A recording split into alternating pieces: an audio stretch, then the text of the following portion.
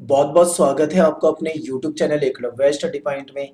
मेरा नाम है सतेंद्र प्रताप। आज के इस वीडियो में हम बात करेंगे बीए प्रोग्राम हिस्ट्री की इतिहास जो है फर्स्ट ईयर का सेकंड सेमेस्टर, इसको हम आपको कराएंगे। तो बच्चे यहाँ पे देखिए, आप यूनिट 1 जो है यानी कि पहली यूनिट, इसका जो पार्ट 1 है इसको हम देखेंगे। और ये चैप्टर बड़ा है इसीलिए हम इसको दो पार्ट में देखेंगे। ठीक है, ये पार्ट 1 हम आज देखने वाले हैं और कल हमारा पार्ट 2 आ जाएगा, तो चैप्टर हम इसको खत्म कर देंगे। और चैप्टर का टाइटल है 300 ईस्वी से लेकर 1200 ईस्वी तक जो साक्ष्यों का सर्वेक्षण था, ये हम यहाँ पे पढ़ने वाले हैं। सोल के, अगर आप सोल के स्टूडेंट हो, आप ड्यू रेगुलर के स्टूडेंट हो, एनसी वेब के स्टूडेंट हो या इग्नू या फिर अदर, तो आपके लिए वीडियो हेल्पफुल होने वाली है। अब आपको क्या करना है, ध्यान से टॉपिक को देखते जाना है और समझते जाना है। ये आपका सिलेबस है। अब आप चलते हैं अपने टॉपिक पे। आज भाई हम 2020 में जी रहे हैं और हम आज से 100 साल पहले का, 200 साल पहले का, 400 साल पहले का, 1000 साल पहले का, 2000 साल पहले का, 5000 साल पहले का इतिहास पढ़ लेते हैं। और बहुत आसानी से पढ़ लेते हैं। क्यों? क्योंकि हम जाते हैं मार्केट में, हम बोल देते हैं भाई एक प्राचीन इतिहास की बुक दे दो, वो आपको प्राचीन इतिहास की बुक दे देता है और आप उस बुक में से सारी जो इतिहास की बातें आप आराम से पढ़ सकते हो। पर क्या आपने कभी ऐसा सोचा कि ये जो इतिहास की बुक में वो जो ज्ञान आया है, वो जो इतिहास के बारे में इतनी सारी जानकारी आई है, वो कहाँ से आई है और कैसे आई है? तो उसके लिए इतिहासकारों ने कई सारे स्रोतों का इस्तेमाल किया है। चाहे वो सिक्के हों, चाहे वो अभिलेख हों, ठीक है, चाहे वो कोई ग्रंथ हो, चाहे वो धार्मिक ग्रंथ हो, चाहे वो किसी अ, मतलब राजकीय ग्रंथ हो, या कैसा भी मतलब ग्रंथ रहा हो, या कोई खुदाई में मिली चीज हो, जैसे मोहरे हो जाती हैं, या फिर मिट्टी के बर्तन वगैरह मिल जाते हैं, या मूर्तियां मिल जाती हैं। कहीं ना कहीं से तो जानकारी इकट्ठी की होगी ना इतिहासकार ने, और उस जानकारी को कहीं ना कहीं संकलन किया गया होगा, तब आप उसको देख पाते हो। तो आज हम इस वीडियो में इस साक्ष्यों के बारे में ही पढ़ेंगे, यानी उन स्रोत के बारे में पढ़ेंगे जहां से मतलब इतिहास का के बारे में जानकारी मिली है, इतिहासकारों ने उस जानकारी का इस्तेमाल किया है और इतिहास का पुनर्निर्माण किया है। तो बहुत ही सिंपल होने वाला है, आपको ज्यादा दिक्कत नहीं आएगी आप अगर वीडियो को ध्यान से देखेंगे। देखिए बच्चे, इतिहास के पुनर्निर्माण में महत्वपूर्ण जिम्मेदारी स्रोत या साक्ष्य की होती है। देखिए इतिहास जो भी हम आज पढ़ रहे हैं, उसमें जो सबसे महत्वपूर्ण जिम्मेदारी है वो स्रोत या साक्ष्यों की है, क्योंकि इतिहासकार ने कहीं ना कहीं से वो जानकारी ली होगी, उसका कुछ ना कुछ स्रोत रहा होगा, तभी तो वो लिखा गया है, तभी तो हम उसको पढ़ पा रहे हैं। तो ये बहुत महत्वपूर्ण होता है। साक्ष्य के द्वारा ही हम इतिहास के बारे में जानकारी जुटा पाते हैं। इतिहासकार क्या करते हैं कि साक्ष्यों के आधार पर अतीत के बारे में अलग अलग तरीके से व्याख्या करते हैं। अब मैं आपको एग्जांपल दे देता हूं, आप समझ जाओगे। आपने हड़प्पा सभ्यता के बारे में सबने पढ़ा हुआ है, क्लास 6 में भी पढ़ा है, क्लास 12th में भी पढ़ा है, आप बहुत अच्छे से जानते हैं। तो हड़प्पा सभ्यता में पहले नहीं पता था किसी को ये हड़प्पा नामक कोई सभ्यता रही थी, ऐसा कुछ था। लेकिन जब रेलवे ट्रैक की खुदाई की जा रही थी, तो वहां पे कुछ पक्की ईंटें निकली। उस ईंटों को देखा गया, ईंटें बहुत पुरानी थी, तो कार्बन जो विधि होती है जिससे तारीख निकाली जाती है, उससे तारीख, उसका मतलब पता लगाया गया कि ये कब की ईंटें रही होंगी। फिर और खुदाई की गई तो पता लगा कि भाई यहाँ तो पूरी की पूरी सभ्यता थी। फिर उस सभ्यता के बारे में पता लग गया, और उसके बारे में फिर जब इतिहासकारों ने देखा होगा तो अलग अलग तरीके से उसको मतलब बताया होगा। किसी ने किसी चीज से जोड़ दिया होगा, किसी ने किसी चीज से जोड़ दिया होगा, ऐसे चलती हैं चीजें। यानी कि अतीत में जो भी मतलब वस्तुएं मिलती है, उसको अलग अलग तरीके से इतिहासकार व्याख्या करते हैं। बाद में क्या करते हैं, वो उसका मिलान करते हैं। उस टाइम पे जो सिक्के मिले हैं, मूर्तियां मिली हैं, अगर कुछ लिखित में मिला है, सबसे मिलान करके तब जाके क्रॉस चेक करके फिर इतिहास लिखा जाता है। तो ऐसे ही आपको एग्जांपल से समझ में आ गया होगा। आगे देखिए, 19वीं शताब्दी में साहित्य साक्ष्यों के अनुवाद पर अधिक जोर दिया गया। 19वीं शताब्दी का मतलब क्या होता है? देखिए बहुत सारे बच्चे सोचते हैं कि 1900 से लेकर 2000 जो होगा वो 19वीं शताब्दी होगा, पर यह गलत है। 19वीं शताब्दी का मतलब होता है 1800 से लेकर 1899 तक का जो समय होता है, ये जो होता है इसे हम बोलेंगे 19वीं शताब्दी। तो 19वीं शताब्दी में क्या हुआ था कि जो भी साहित्य मिला था, जो भी मतलब लिखित में पुस्तकें या जो भी मतलब लिखित में मिला था, उसको अनुवाद पर ज्यादा जोर दिया गया। ठीक है, परंतु इसके साथ साथ अभिलेखों पर, सिक्कों, मूर्तियां, वास्तुकला के क्षेत्र पर भी महत्वपूर्ण मतलब इनका भी महत्वपूर्ण विकास हुआ था, इन पे भी ध्यान दिया गया। अब देखते हैं, हम बात करते हैं साहित्यिक स्रोतों की। देखिए स्रोत इसमें कई तरह के आपको देखने को मिलेंगे। अभी तो साहित्यिक स्रोत आज की इस वीडियो में हम पढ़ेंगे पार्ट 1 में। अगली वीडियो पार्ट 2 में हम पढ़ेंगे पुरातात्विक स्रोत, ठीक है, वो आगे का मामला है, उसे आगे देखते हैं। साहित्यिक स्रोत, देखिए साहित्यिक स्रोत का मतलब होता है लिटरेचर, जो भी मतलब लिखित में मिलता हो, चाहे वो कोई ग्रंथ हो, चाहे वो धार्मिक ग्रंथ हो, चाहे वो धार्मिक ग्रंथ ना हो, कुछ भी लिखित में मिलता है तो वो एक तरह से साहित्य हो जाता है। अगर आज आप कोई पुस्तक पढ़ते हो, कोई कहानी की किताब पढ़ते हो, तो वो भी एक साहित्य है, ठीक है। देखिए साहित्य साक्ष्य से हमें अतीत के बारे में काफी गहन जानकारी प्राप्त होती है, क्योंकि ये जो साहित्य लिखा गया था इसमें उस समय के बारे में लिखा गया था, कैसी वहां पे व्यवस्था होती थी। मैं आपको एक एग्जांपल देता हूँ, आपने आईने अकबरी के बारे में पढ़ा होगा, तो अकबर के शासनकाल की सारी जानकारी आईने अकबरी जो साहित्य है उससे मिल जाती है। तो ये भी कुछ ऐसे ही साहित्य थे जिससे उस समय की गहन जानकारी मिल जाती है। ऐसे साहित्य में विभिन्न घटनाओं का विस्तृत वर्णन होता है। देखिए कई साहित्य मतलब ऐसे मिले हैं जिसमें बहुत विस्तृत, अगर आपको अल बिरूनी वाली किताब उल हिंद के बारे में आपने पढ़ा है 12th क्लास में, आपको याद हो, तो उसमें बहुत मतलब गहराई से वर्णन किया गया था। तो यानी कि जो साहित्य कई सारे मिलते हैं पुराने, अगर महाभारत रामायण ऐसे साहित्य भी देखोगे तो उसमें बहुत विस्तार से वर्णन किया हुआ है। साहित्यिक साक्ष्यों में कालक्रम, पूरा मतलब कौन से समय से क्या चीजें चल रही थी, पूरा मतलब कालक्रम, और लिपि, लेखन शैली, मतलब लिखने लिपि कौन सी यूज होती है, लिखने का स्टाइल क्या है, लेखकों का व्यक्तिगत पक्षपात से जुड़ी समस्याएं भी आती हैं। अब पक्षपात क्या होता है आप ये समझिए। मान लीजिए आप इतिहासकार हो, आप किसी भी घटना के बारे में आपको लिखना है, तो आपके आपकी एक सोच होगी, आपके एक थॉट होगी, विचार होंगे आपके। आप क्या करोगे, अपने विचार, अपनी थॉट, अपनी सोच के नजरिए से उसको देखोगे। जब आप उसको मतलब एक तरफा सोचकर उसके बारे में लिखते हो, एक तरफा सोचते हो, उसके दूसरे पहलुओं पे ध्यान नहीं देते, तो वो एक तरह से पक्षपात हो जाता है, यानी आपने अपनी थिंकिंग घुसेड़ दी है उसके अंदर। कहने का मतलब ये है। तो यही होता था कि साहित्यिक साक्ष्यों में कालक्रम, लिपि, लेखन शैली, लेखक का व्यक्तिगत पक्षपात, इन सारी चीजों से जुड़ी समस्याएं सामने आती थी। इसलिए अब मैं आपको एक और बात बता दूं, एक एग्जांपल मैं आपको दे दूं। आप जैसे मुगल काल के इतिहास के बारे में पढ़ते हो, तो बहुत सारे जो मुगल काल में जो रहने वाले, जो लिखने वाले लोग थे, वो उस समय के बारे में लिखते थे। जैसे अल बिरूनी था। अब ये क्या करते थे, ये राजा के खिलाफ थोड़ी ना लिख सकते हैं। मान लो राजा अगर निर्दयी है, राजा बेकार है, राजा घटिया है, तो क्या उसके बारे में ऐसा लिख देंगे राजा घटिया है, राजा बेकार है? नहीं लिख सकते। क्यों? क्योंकि भाई उनको सजा हो जाएगी, मौत मिल सकती है। तो वो क्या करते थे, पक्षपात करते थे। अगर राजा बुरा भी होगा तो भी उसके बारे में अच्छा ही लिखेंगे। तो ये पक्षपात होता है, यानी कि मतलब गलत करना। आगे देखिए, इसीलिए इतिहास को बेहतर समझने के लिए विभिन्न साहित्यिक साक्ष्यों का अन्य पुरातात्विक साक्ष्यों जैसे अभिलेख, सिक्के, वास्तुकला से मिलान किया जा सकता है। हाँ, पक्षपात से अगर बचना है तो मान लो कोई सबूत मिला है, कोई साहित्यिक स्रोत मिला है, कुछ लिटरेचर मिला है, तो उसको पढ़ो, उसको समझो। 100% उस पर विश्वास ना करो। उसको क्या करो, जो भी वहां से जानकारी मिली है उस जानकारी के बारे में रिसर्च करो, उस समय के अभिलेख देखो, सिक्को इकट्ठे करो, वास्तुकला के बारे में मतलब देखो, क्रॉस चेक करो उसको कि क्या वो सही है नहीं। इतिहासकारों के लिए ये ठीक है। मतलब इतिहासकार को कोई अगर कोई लिखित में कंटेंट मिल जाता है तो बस ये ना मान ले कि जो उसमें लिखा है वो सत्य लिखा हुआ है, बल्कि उसे उसे क्रॉस चेक भी करना चाहिए, यानी अभिलेखों से, सिक्कों से, वास्तुकला से, इन सब चीजों से उसका मिलान भी किया जाना चाहिए। साहित्यिक साक्ष्यों को मुख्य रूप से धार्मिक साहित्य, गैर धार्मिक साहित्य और विदेशी साहित्य के रूप में बांटा जाता है। अब देखिए, ये जो हम साहित्य पढ़ने वाले हैं ना, इसको हम 3 कैटेगरी में बांट कर पढ़ेंगे, डिवाइड करके पढ़ेंगे। तो देखिए साहित्यिक स्रोत में जो भी हमें साहित्य मिले, तो वो एक तो हम धार्मिक कैटेगरी में उसको बांट देंगे, यानी बहुत सारे हमें साहित्य ऐसे मिले हैं जो धर्म से संबंधित हो।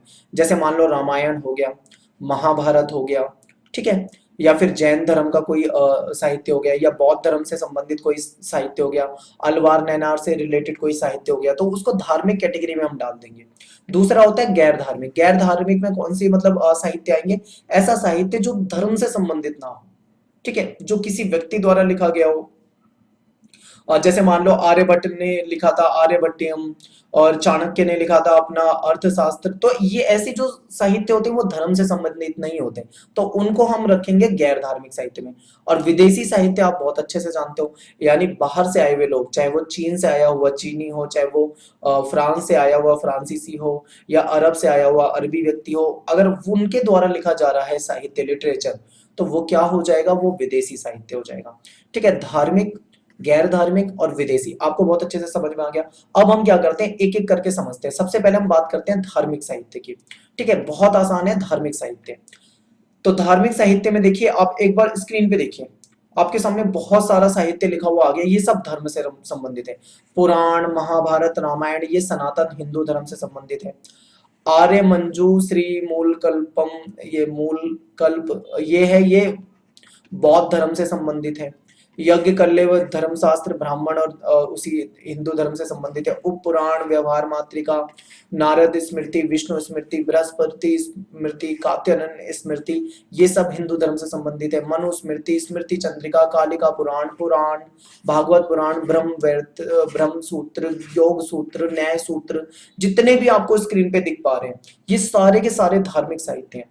और इसमें से जो जानकारी मिलती है, ठीक है, इसमें से जो जानकारी हमें मिलती है, एक तरह से उसे हम धार्मिक साहित्य की कैटेगरी में रखते हैं। पुराणों से हमें बहुत जानकारी मिलती है, उपनिषदों से जानकारी मिलती है, हमें महाभारत, रामायण, इन सब चीजों से जानकारी मिलती है। चाहे जैन धर्म के ग्रंथ हो, चाहे बौद्ध धर्म के ग्रंथ हो, उनसे भी बहुत सारी जानकारी मिलती है उस समय की। तो वो सब कौन से कैटेगरी में आ जाएंगे, धार्मिक साहित्य। आई होप आपको बहुत अच्छे से समझ में आ गया होगा धार्मिक साहित्य। अब थोड़ा थोड़ा इसके बारे में पढ़ते हैं और चलते हैं हम अपने टॉपिक पे। देखिए, धार्मिक साहित्य विभिन्न धर्मों से संबंधित हो सकते हैं। प्राचीन सनातन, यानी जो हिंदू है, प्राचीन सनातन संस्कृति के साहित्य में भारत के गौरवशाली इतिहास का वर्णन मिलता है। बताया गया है कि भारत का कैसा इतिहास रहा है।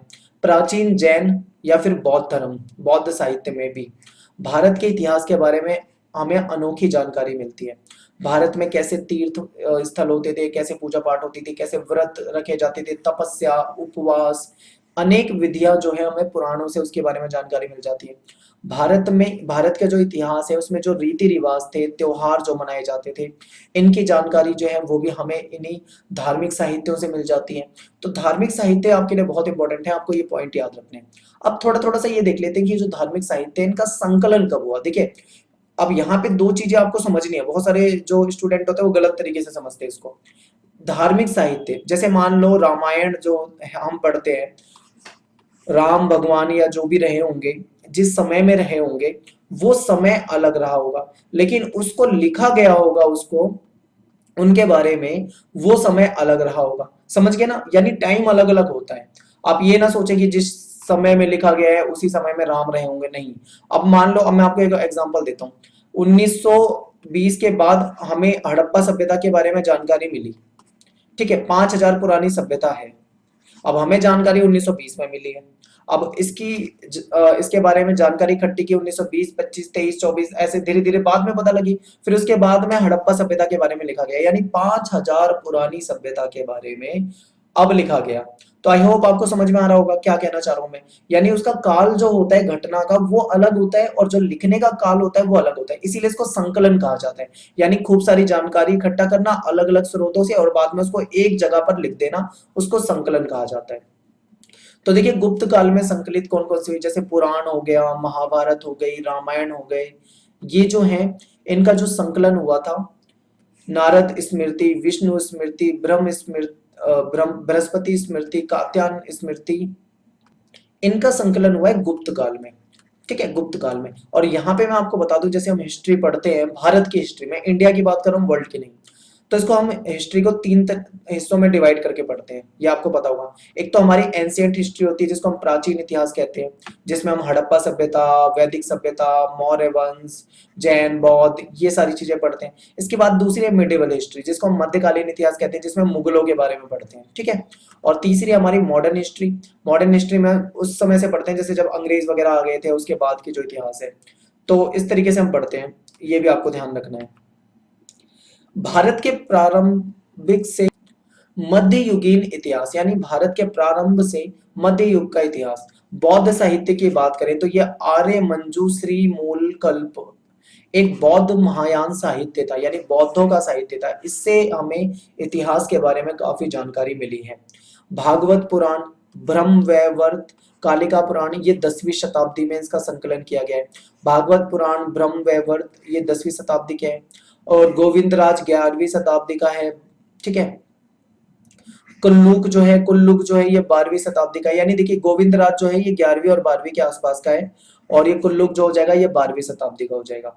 तो ये आपको यहाँ पे ध्यान रखना है, ये यहाँ पे 2 बार टाइप हो गया है ये वाला, पर मैंने दोनों के सामने 10वीं शताब्दी लिख दिया, तो आपको कंफ्यूजन नहीं होगा बिल्कुल भी। अब ये तो हो गया हमारे धार्मिक साहित्य। अब ऐसे साहित्य के बारे में पढ़ते हैं जिसका संबंध धर्म से नहीं है, लेकिन उससे हमें जानकारी बहुत सारी मिलती है, यानी इतिहास को पुनर्निर्माण करने में मदद बहुत मिलती है, पर वो धार्मिक साहित्य नहीं है। तो अब देखिए गुप्त काल के दौरान संस्कृत भाषा जो थी बहुत मतलब चरम पे पहुंच गई थी। आप ये लगा लो कि ज्यादातर जो काव्य और जो गद्य और पद्य जो भी लिखे गए उस टाइम पे वो संस्कृत भाषा में मिलते हैं, क्योंकि इस समय में संस्कृत भाषा का महत्व तो बहुत ज्यादा हो गया था और इसने शास्त्रीय रूप स्थापित कर लिया था गुप्त काल के समय में। कामंदर का नीतिसार, कामंदर द्वारा लिखा गया नीतिसार 4वीं शताब्दी में लिखा गया था। ये राजा को संबोधित एक महत्वपूर्ण ग्रंथ है। विशाखा दत्त आपने सुना होगा, इनके द्वारा लिखा गया एक नाटक है देवीचंद्र। गुप्त सोमदेव जो हैं उन्होंने लिखा था कथा सरित सागर। ये है संस्कृत में लोकप्रिय लोकगीतों का महत्वपूर्ण भंडार। अब आपको ये याद कैसे होंगे, आपको कंफ्यूजन होगा कैसे याद करें, तो आपको बहुत ज्यादा याद नहीं करने हैं, सीधा ये याद कर लेना विशाखा दत्त ने ये नाटक लिखा था, इन्होंने ये लिखा था। 2-4 आपको नाम लिख देने, बाकी आप बना के लिख सकते हो कि ये साहित्य मिला, इन्होंने ये लिखा था, इसके तहत हमें प्राचीन समय की जानकारी मिलती है। कुछ पॉइंट आप बनाकर लिख दोगे, आपके लिए बेटर रहेगा। बस आपको याद रखना है कि संस्कृत का बहुत महत्व हो गया था गुप्त काल में। आगे देखो शिल्पदीकरम और मणि मेलकई, ये नाम से ही आपको पता लग रहा है कि ये दक्षिण भारत की भाषा है। तो ये तमिल भाषा में लिखे हुए हैं। ठीक है। तमिल महाकाव्य 5वीं-6वीं शताब्दी ईस्वी के दक्षिण भारत के महत्वपूर्ण जानकारी प्रदान करते हैं, क्योंकि 5वीं-6वीं शताब्दी में अगर हम दक्षिण भारत में देखें तो तमिल में बहुत सारे मतलब ग्रंथ लिखे गए थे। कालिदास जो है महान कवि, इन्होंने कई सारे नाटक और कई सारी गीत रचनाएं लिखी हैं। अगर आपने आप संस्कृत हालांकि आपने 10th क्लास तक ही पढ़ी होगी, अगर आप ग्रेजुएशन के लेवल पे पढ़ोगे तो आपको पता लगेगा अभिज्ञान शाकुंतलम, मालवी का मित्र, रघुवंशम, कुमार संगम, मेघदूतम, ये सारे जो है कालिदास के द्वारा रचित हैं। ठीक है। इसमें भगवान शिव, पार्वती और ऐसे ऐसे मतलब उनके बारे में जिक्र किया हुआ है, बहुत अच्छे से मतलब बताया हुआ है। अगर आपको कभी ये कुमार संभवम, मेघदूतम और ये मतलब इस तरीके से पढ़ने का मौका मिले तो इसमें बहुत मतलब कुछ गीतात्मक भी हैं जिसमें गीत वगैरह हैं, कुछ में नाटक वगैरह लिखे हुए हैं। विष्णु शर्मा की पंचतंत्र तो आपने बहुत सुना होगा, क्योंकि पंचतंत्र की कहानियां जो है बहुत ही प्रसिद्ध हैं। ठीक है। तो ये जो विष्णु शर्मा द्वारा लिखी गई थी पंचतंत्र, पंचतंत्र की कहानी है जो कि ज्ञानवर्धक भी है, और इसमें जानवर वगैरह कहानियों में ज्यादा होते हैं, और ज्ञानवर्धक कहानियां, और इनसे शिक्षा भी मिलती है, और छोटे बच्चों को ये कहानियां सुनाई जाती हैं। इससे भी हमें उस समय के ये वैसे बौद्ध से संबंधित है, और उस समय के समाज की कई सारी जानकारी हमें इन कहानियों से पता लगती है। वराह मिहिर का नाम आपने सुना होगा, ये खगोल वैज्ञानिक समझ लो आप, खगोल शास्त्री हैं ये। तो वराह मिहिर की पंच सिद्धांतिका इन्होंने लिखी थी, इसमें खगोलीय कार्य और विचारों की जानकारी मिलती है। ठीक है। वराह मिहिर की जो बृहद संहिता है, इसमें महत्वपूर्ण रचना है जिसमें ऋतुओं के बारे में जानकारी मिलती है। बादल कैसे आते हैं, बारिश कैसे होती है, बादल और बारिश का क्या संबंध है। ठीक है। बिजली कड़कना, और मतलब ये पूरा का पूरा इन्होंने बहुत अच्छे से इसमें जिक्र कर रखा है इसका। आर्यभट्ट तो आप जानते होंगे, मैथमेटिशियन, ये गणितज्ञ थे और महान गणितज्ञ थे। कभी आपको आज आज के समय में आपके पास टाइम बहुत है और लॉकडाउन चल रहा है, आप घर पे रहते हैं, आप आर्यभट्ट के बारे में पढ़िए, वराह मिहिर के बारे में पढ़िए, विष्णु शर्मा के बारे में पढ़िए, आपको बहुत अच्छी अच्छी जानकारी मिलेगी इनके बारे में। तो आर्यभट्ट जो थे मैथमेटिशियन थे, और प्रसिद्ध रचनाएं इनकी जो है वो है आर्यभट्ट और आर्यभट्टियम। यहाँ पे थोड़ी सी टाइपिंग मिस्टेक है, आर्यभट्टियम भी जो है, इन्होंने इसमें मैथ के बहुत सारे मतलब कॉन्सेप्ट वगैरह बताए थे और काफी प्रसिद्ध रहे हैं। आर्यभट्ट ने ग्रहण की वैज्ञानिक व्याख्या की थी। ये जो ग्रहण लगता है, ये ग्रहण कैसे लगता है, उसके पीछे कारण क्या है, उसकी वैज्ञानिक व्याख्या इन्होंने कर दी थी उस समय में, इतने पुराने समय में। आगे देखिए, एक और गणितज्ञ है, मैथमेटिशियन है, खगोल शास्त्री भी हैं, इनका नाम है ब्रह्मगुप्त। इन्होंने ब्रह्म सिद्धांत और खंड खंडक जो था वो लिखा था। इन्होंने भी मैथ और इसके बारे में कई सारी जानकारी बताई है। इनकी रचनाओं का अरब के लोगों ने अरबी भाषा में अनुवाद किया, क्योंकि ये हमारे भारत के महान व्यक्तित्व हैं। अगर आप दिल्ली में अक्षरधाम मंदिर में गए होंगे, और अगर आपने कभी वो जो नाव वाला, आप नाव में जब जाते हैं अंदर, आपने देखा होगा तो वहां पे बहुत सारे चरक वगैरह आ जाते हैं, वराहमीर, उनके बारे में बताया जाता है। अगर आपने कभी ध्यान दिया हो इस चीज के बारे में, आर्यभट्ट वगैरह सबके बारे में बताया गया। तो ये हमारे यहाँ के रत्न है, रत्न। इसीलिए अरब के जो लोग थे, अरब के जो मुसलमान थे, उन्होंने क्या किया था, इनके बारे में जानकारी ली, और उसका, इनकी जो लिखे हुए जो भी रचनाएं थी, खगोल शास्त्र से संबंधित हो, मैथ से संबंधित हो, या किसी भी घटना से संबंधित हो, उसका अनुवाद करा, उसको ट्रांसलेट कर दिया अपनी अरबी भाषा में। और ये जानकारी, ये ज्ञान जो था, उन्होंने अरब तक पहुंचा दिया, इनके द्वारा जो दिया हुआ ज्ञान था। कर्नाटक के एक महान गणितज्ञ थे, मैथमेटिशियन, महावीर। इन्होंने गणित का सार संग्रह नामक पुस्तक लिखी थी। भास्कर द्वितीय, भास्कर जो सेकंड थे, इन्होंने लीलावती नाम की एक किताब लिखी थी, और ये एक महान गणितज्ञ थे। देखिए आपको कितने सारे नाम यहाँ पे बता दिए गए हैं, और इन सब ने, अब ये देखिए, ये सारे वो हैं जो धार्मिक ग्रंथ नहीं है। इन मतलब ये जितने भी साहित्य अब मैं बात कर रहा हूँ, ये सारे साहित्य किसी व्यक्ति के द्वारा लिखे हुए हैं, और इस साहित्य को हम धर्म से संबंधित नहीं कहेंगे, ठीक है। लेकिन इससे हमें इतिहास के बारे में जानकारी बहुत ज्यादा मिलती है। इतिहासकारों ने इन स्रोतों का इस्तेमाल करके इतिहास का पुनर्निर्माण किया है, तो ये महत्वपूर्ण बहुत ज्यादा है। आयुर्वेद के बारे में अगर आप देखोगे तो आपको चरक का नाम जरूर आएगा, सुश्रुत संहिता के नाम जरूर आपके दिमाग में आएगा, क्योंकि चरक संहिता, सुश्रुत संहिता जो है, इसमें आयुर्वेद के नियम बताए गए हैं, विभिन्न रोगों का उपचार बताया गया है। तो ये भी काफी जानकारी देते हैं। और चरक जो थे, आपने देखा होगा चरक के नाम से कई सारे हॉस्पिटल होते हैं, क्योंकि ये जो ऋषि चरक थे, इनको आयुर्वेद का बहुत ज्ञान था, इसीलिए 5वीं शताब्दी की शुरुआत में इनको चिकित्सा विशेषज्ञ माना जाता था, यानी एक्सपर्ट माना जाता था। और ये जो दवा देते थे वो आयुर्वेद देते थे, आयुर्वेदिक। और इनको पता था कि भाई कौन से पेड़ पौधे, फूल, औषधि का इस्तेमाल होता है और किस बीमारी में इस्तेमाल होता है। आगे देखिए, बाण भट्ट का हर्षचरित, बाण भट्ट का हर्षचरित, तो ये बहुत ही प्रसिद्ध है। इसमें क्या हुआ था, ये बाण भट्ट ने लिखी थी संस्कृत भाषा में, हर्षचरित जो है संस्कृत भाषा में लिखी थी। और ये जो राजा सम्राट थे हर्षवर्धन, नाम आपको ध्यान रखना है, सम्राट हर्षवर्धन जो थे, इनके जीवन के बारे में उन्होंने लिखा था, उनके जीवन चरित्र के बारे में लिखा था। बहुत ही मतलब अच्छा ग्रंथ है, और उस समय के बारे में बहुत अच्छी जानकारी उपलब्ध करवाता है। संध्या करनंदी, इन्होंने रामचरित लिखा था। हेमचंद्र, इन्होंने कुमार पाल चरित लिखा था, ये इन्होंने लिखा है, और इनसे हमें काफी जानकारी मिलती है। जैनक की बात करें तो पृथ्वीराज विजय इन्होंने लिखा है। पृथ्वीराज विजय जो इनकी रचना है, इसमें इन्होंने लिखा है कि मोहम्मद गौरी और पृथ्वीराज चौहान के बीच में जो युद्ध हुआ था, उसमें किस प्रकार से पृथ्वीराज चौहान की जीत जो हुई थी उसका विवरण देते हैं ये। कल्हण का नाम आपने सुना होगा, कल्हण ने राज तरंगिणी लिखा था। और जो कश्मीर है, कश्मीर का इतिहास पूरा मतलब बहुत ही सिस्टमेटिक तरीके से आपको मिलता है कल्हण में। ये राज तरंगिणी, सॉरी, कल्हण के द्वारा जो लिखा हुआ राज तरंगिणी है, बहुत बढ़िया, मतलब कश्मीर के बारे में जानकारी देने वाला सबसे महत्वपूर्ण स्रोत माना जाता है राज तरंगिणी। पूरा इतिहास लिखा हुआ है इसमें, कश्मीर का पूरा वर्णन किया हुआ है। जैन सिद्धांतों की बात करें तो उन्होंने कई सारे मतलब ग्रंथ लिखे थे, लोक कथाएं। अब देखो, अब यहाँ पे जैन और बौद्ध की अगर मैं बात करूं तो इसको धर्म से मत जोड़ना, क्योंकि जैन साहित्य कुछ ऐसे हैं जो धर्म से संबंधित हैं, पर कुछ जैन और बौद्ध साहित्य ऐसे हैं जो धर्म से संबंधित नहीं है।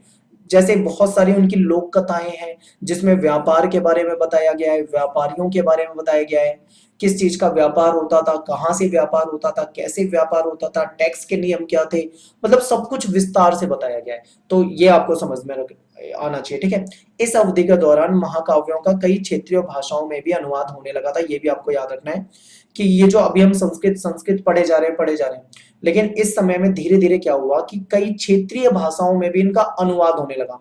जैसे मान लो कोई बुक संस्कृत में लिखी गई है ओरिजिनल, अब उन्होंने क्या करा, उसका अनुवाद करके उसको तमिल में लिख दिया, फिर किसी ने अनुवाद करके कन्नड़ में लिख दिया, किसी ने अनुवाद करके तेलुगु में लिख दिया, किसी ने उसको बंगला में लिख दिया। तो यानी अनुवाद बहुत ज्यादा इस समय में होने लगा था।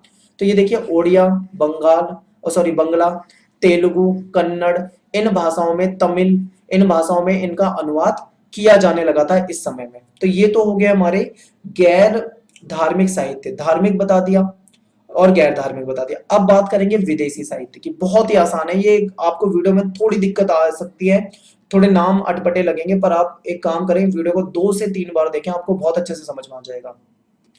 आगे देखिए विदेशी साहित्य, ऐसे साहित्य होते हैं जो भारत में आए विदेशी विद्वानों द्वारा लिखे गए हैं।